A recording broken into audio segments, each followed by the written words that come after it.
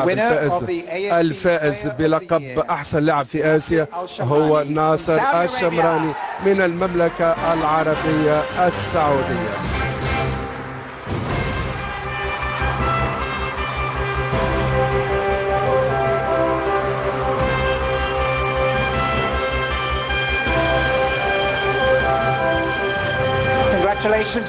تهانينا للمرشحين الثلاثة وتهانينا بالأخص إلى ناصر الشمراني.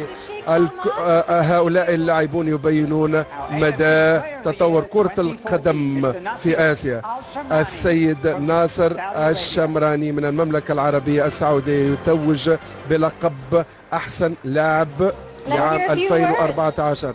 لنستمع لبعض الكلمات من الفائز بلقب أو بجائزة أحسن لاعب آسيوي ناصر الشمراني من المملكة العربية السعودية.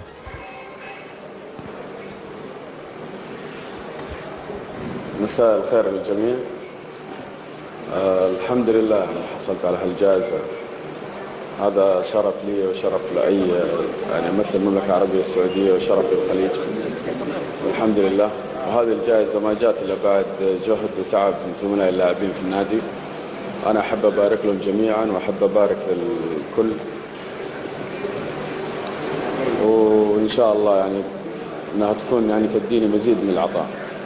شكرا، وأحب أهني اللي جوني من السعودية والأستاذ أحمد عيد والحاضرين. شكرا.